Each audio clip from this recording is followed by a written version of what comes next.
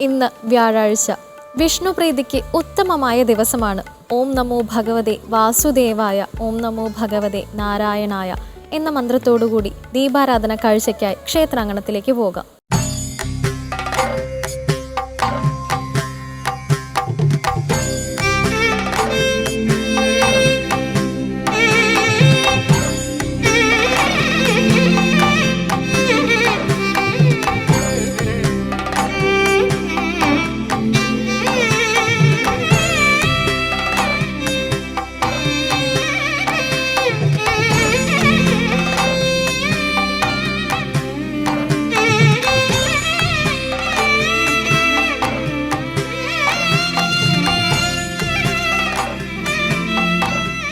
ഭഗവാൻ മഹാവിഷ്ണുവിന്റെ രൗദ്രഭാവത്തിലുള്ള ക്ഷേത്രം ഭാരതത്തിൽ അത്യപൂർവമാണ്. അങ്ങനെയൊരു ക്ഷേത്രം തിരുവനന്തപുരം നഗരത്തിലുണ്ട്. നിരവധി നൂറ്റാണ്ടുകൾ പഴക്കമുള്ള പേരൂർക്കട പേരൂർ ശ്രീകൃഷ്ണസ്വാമി ക്ഷേത്രമാണത്. സോമതാരകം പൂക്കുന്ന സന്ധ്യയിൽ ശ്യാമമാധവ ഗീതകം പാടുവാൻ, കൃഷ്ണദർശന സൗഭഗം നേടുവാൻ, ഇഷ്ടദൈവമേ കൃഷ്ണ തുണയ്ക്കണേ. സോമതാരകം പൂക്കുന്ന സന്ധ്യയിൽ ശ്രീ പത്മനാഭസ്വാമി ക്ഷേത്ര പരിസരത്ത് നിന്ന് 8 കിലോമീറ്റർ വടക്ക് കിഴക്ക് മാറിയാണ് പേരൂർ ശ്രീകൃഷ്ണസ്വാമി ക്ഷേത്രം. പേരൂർ ശ്രീകൃഷ്ണസ്വാമിയുടെ ചൈതന്യ സാന്നിധ്യം കൊണ്ടാണ് ഈ പ്രദേശത്തിന് പേരൂർക്കട എന്ന സ്ഥലനാമം ലഭിച്ചതെന്നും പറയപ്പെടുന്നു. നാലമ്പലം, നമസ്കാര മണ്ഡപം തുടങ്ങി കേരളീയ ശൈലിയിലാണ് ക്ഷേത്രത്തിന്റെ നിർമ്മിതി. പുരാണങ്ങളിലും മറ്റും പ്രതിപാദിക്കുന്ന സംഭവങ്ങളെ ശില്പങ്ങളിലൂടെയും മറ്റും ക്ഷേത്രത്തിനുള്ളിൽ ചിത്രീകരിച്ചിരിക്കുന്നത് നടന്നു കാണാൻ ഏറെയുണ്ട് ഈ ക്ഷേത്രത്തിനുള്ളിൽ. മഹാവിഷ്ണുവിന്റെ ദശാവതാരങ്ങളും വിഗ്രഹങ്ങളായി കൊത്തിവച്ചിട്ടുണ്ട്. പാർത്ഥസാരഥി സങ്കല്പമാണ് ഇവിടെ ഭഗവാന്. അതുകൊണ്ട് തന്നെ തെക്കൻ തിരുവിതാംകൂറിലെ ഗുരുവായൂർ എന്നും പേരൂർ ശ്രീകൃഷ്ണസ്വാമി ക്ഷേത്രം അറിയപ്പെടുന്നു. പഴമക്കാർ പേരത്തികോവിൽ എന്നും വിളിച്ചിരുന്നു.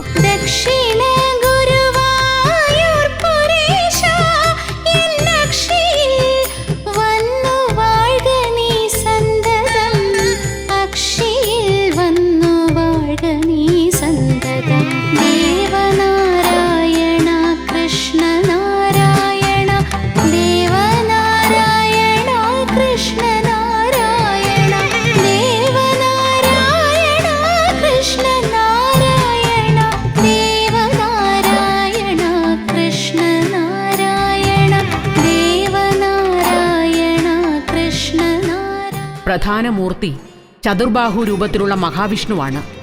ചതുർബാഹുവായ ഭഗവാൻ സുദർശന ചക്രം ധരിച്ച് രൗദ്രഭാവത്തിലുമാണ്. ധൃതി വെച്ച് ഭഗവാനെ വണങ്ങുകയോ പ്രദക്ഷിണം ചെയ്യുകയോ അരുതെന്ന ചിട്ട ഇവിടെ എത്തുന്ന ഭക്തർ പാലിച്ചു പോരുന്നു. ഭഗവാൻ എല്ലാവരെയും പരീക്ഷിക്കുന്ന, അതായത് കൃഷ്ണ എന്ന് പറയുന്നതിന് കൃ തന്നെ നമ്മളെ ആകർഷിക്കുക, കൃഷ്ണ എന്ന് പറയുമ്പോൾ ആനന്ദ തരിക. നമ്മളെ ആകർഷിക്കുമ്പോൾ തന്നെ പല അനുഭവങ്ങളും ഓരോരുത്തർക്ക് കൊടുത്തു എന്നാണ് എൻ്റെ പല ആൾക്കാർക്ക് അത് ഉണ്ടായിട്ടുമുണ്ട് ആ അനുഭവം. ക്ഷേത്രത്തിന്റെ ദൈനംദിന കാര്യങ്ങളെല്ലാം തിരുവിതാംകൂർ ദേവസ്വം ബോർഡിന്റെ നിയന്ത്രണത്തിലും ഭക്തരുടെ കൂട്ടായ്മയിലുമാണ് നടന്നു വരുന്നത്. പേരൂർ ശ്രീകൃഷ്ണ ഭഗവാനെ ദർശിക്കുന്നതിലൂടെ ജീവിതത്തിൽ സൗഭാഗ്യവും ഐശ്വര്യവും വന്നു ചേരുമെന്ന് ഭക്തർ വിശ്വസിക്കുന്നു.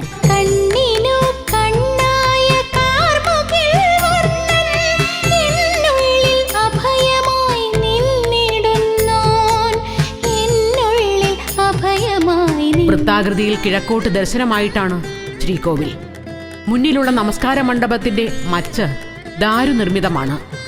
ശ്രീകോവിലിന്റെ തെക്കുഭാഗത്ത് കിഴക്ക് ദർശനമായി ദക്ഷിണാമൂർത്തിയുടെ വിഗ്രഹം, കന്നിമൂലയിൽ ഭഗവതിയും, ശ്രീകോവിലിന് പുറത്ത് ചുറ്റുമതിലിനകത്ത് പടിഞ്ഞാറ് ദർശനമായി ശ്രീ മുരുകനും, കന്നിക്കോണിൽ ഗണപതിയും, അതിനു പുറകിലായി നാഗരാജ നാഗയക്ഷിയും ഉപദേവതകളായി ഭക്തർക്ക് അനുഗ്രഹം ചൊരിയുന്നു.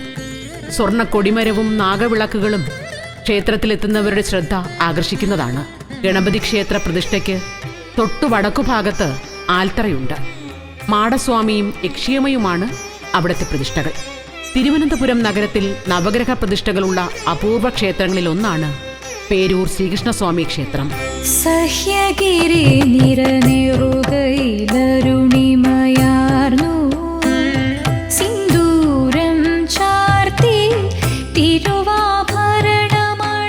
നെടുമങ്ങാട് പേരകത്താഴി രാജകുടുംബമാണ് ഈ ക്ഷേത്രം സ്ഥാപിച്ചതെന്നും അങ്ങനെയാണ് പേരൂർ എന്ന നാമം ലഭിച്ചതെന്നും ഒരു വിശ്വാസമുണ്ട്. വനമായിരുന്ന ഈ സ്ഥലത്ത് വനദുർഗയായിരുന്നു പൂജിച്ചിരുന്നത്. ദുർമന്ത്രവാദങ്ങൾ കൊണ്ട് വനദുർഗയ്ക്ക് കാലക്രമേണ രൗദ്രഭാവം വന്നു ചേർന്നു. ഒടുവിൽ കുമരകം മഠം തന്ത്രിയുടെ കാർമ്മികത്വത്തിൽ നടന്ന പ്രശ്നവിധിയിൽ ദുർമന്ത്രവാദത്തിന്റെ ദോഷമകറ്റാൻ രൗദ്രഭാവത്തിലുള്ള വിഷ്ണുവിനെ പ്രതിഷ്ഠിക്കണമെന്ന് തെളിഞ്ഞു. വിഗ്രഹത്തിലുള്ള നിർമ്മാണം പലപ്പോഴും തടസ്സപ്പെടുന്നതിനിടെ രാജാവിന് സ്വപ്നദർശനമുണ്ടായി. തമിഴ്നാട്ടിലെ തഞ്ചാവൂരിൽ ഒരു ക്ഷേത്ര പ്രതിഷ്ഠയ്ക്കായി ഭഗവാന്റെ വിഗ്രഹം തയ്യാറായിട്ടുണ്ടെന്നും അതിവിടെ പ്രതിഷ്ഠിക്കണം എന്നുമായിരുന്നു സ്വപ്നം. അവിടെ ഒരു ക്ഷേത്രത്തിൽ പ്രതിഷ്ഠിക്കാൻ തയ്യാറാക്കിയ വിഗ്രഹം ക്ഷേത്രം നിർമ്മിക്കുന്നതിലെ കാലതാമസം കൊണ്ട് മാറ്റിവച്ചിരിക്കുകയായിരുന്നു. അങ്ങനെയാണ് ഭാരതത്തിൽ തന്നെ അത്യപൂർവമായ രൗദ്രഭാവത്തിലുള്ള ഭഗവാന്റെ വിഗ്രഹം ഇവിടെ പ്രതിഷ്ഠിച്ചത്. അതോടെ വനദുർഗ ശാന്തസ്വരൂപിണിയായി എന്നാണ് സങ്കല്പം.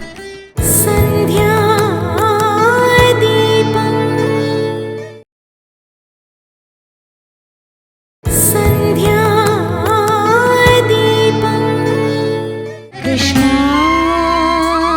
കൃഷ്ണ കൃഷ്ണ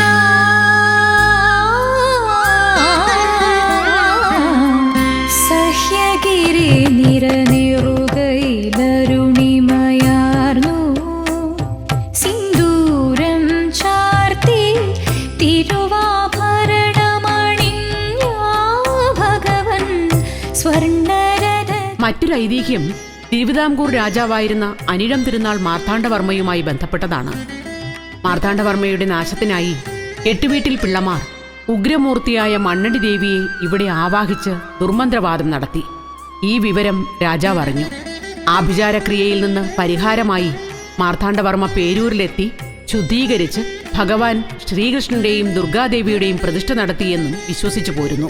കുരുക്ഷേത്ര യുദ്ധസമയത്ത് ദർശനം നൽകിയ വിശ്വരൂപ ഭാവത്തിലാണ് ഭഗവാന്റെ പ്രതിഷ്ഠ. പിൽക്കാലത്ത് മഹാവിഷ്ണുവിന്റെ രൗദ്രഭാവം കുറയ്ക്കാനായി ദക്ഷിണാമൂർത്തിയെ ശ്രീകോവിലിനരികെ പ്രതിഷ്ഠിക്കുകയായിരുന്നു.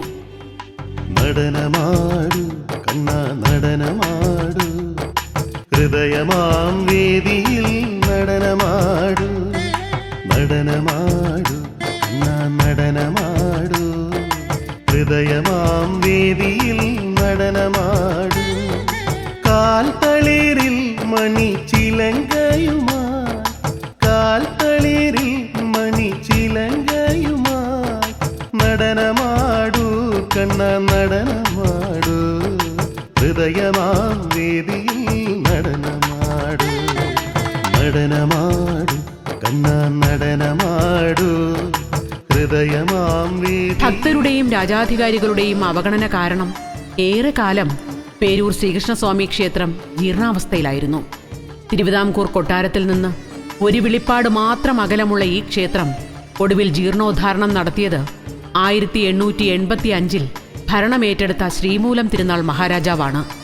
രാജാവിന് ലഭിച്ച ഒരു സ്വപ്ന ദർശനത്തെ തുടർന്നാണ് അദ്ദേഹം ക്ഷേത്രത്തെ പുനരുദ്ധരിപ്പിച്ചത്. അതോടെ രാജ്യത്തിന്റെ സംഭവിച്ചുകൊണ്ടിരുന്ന ചില അനിഷ്ടങ്ങൾ മാറിക്കിട്ടി എന്നാണ് വിശ്വാസം. ഇതിനുശേഷം മുടങ്ങാതെ മഹാരാജാവ് കുടുംബസമേതം ക്ഷേത്രത്തിലേക്ക് എഴുന്നള്ളി ഭഗവാനെ വണങ്ങുന്ന പതിവുണ്ടായിരുന്നു. ക്ഷേത്രവുമായുള്ള ആത്മീയ ബന്ധം കൊട്ടാരത്തിലെ പിന്മുറക്കാർ ഇപ്പോഴും കാത്തുസൂക്ഷിക്കുന്നുണ്ട്. വൈഷ്ണവ പൂജകൾക്ക് പ്രാധാന്യം കൊടുത്തുകൊണ്ട് ദിവസവും 5 പൂജകൾ ഇവിടെ നടത്തിവരുന്നു. നാരായണ ഹരി നാരായണ നാരായണ ഹരി നാരായണ. മീനമാസത്തിലെ രോഹിണി ആറാട്ടായി 10 ദിവസം ഉത്സവം നടത്തിവരുന്നു. ആറാട്ട് ശാസ്തമംഗലം ക്ഷേത്രത്തിന് മുന്നിൽ കിള്ളിയാറിലാണ് നടക്കുന്നത്. ചിങ്ങമാസത്തിലെ ശ്രീകൃഷ്ണ ജയന്തിയും സമുചിതം ആഘോഷിച്ചു വരുന്നു. പേരൂർ ക്ഷേത്രത്തിൽ വാണരുളുന്ന ഭഗവാൻ ക്ഷിപ്രകോപി എന്നാണ് സങ്കല്പം. അതേസമയം ക്ഷിപ്രപ്രസാദിയുമാണ്. ഭക്തരുടെ പ്രാർത്ഥനാ നിവേദ്യങ്ങൾക്ക് വരപ്രസാദം നൽകി ഭഗവാൻ അവരെ അനുഗ്രഹിക്കുന്നു. ഒപ്പം ജീവിത പ്രതിസന്ധികളിൽ പതറി നിൽക്കുന്നവരുടെ മുന്നിൽ പാർത്ഥസാരഥിയായി എത്തി ഭക്തരെ മുക്തിമാർഗത്തിലേക്കും ഭഗവാൻ നയിക്കുന്നു.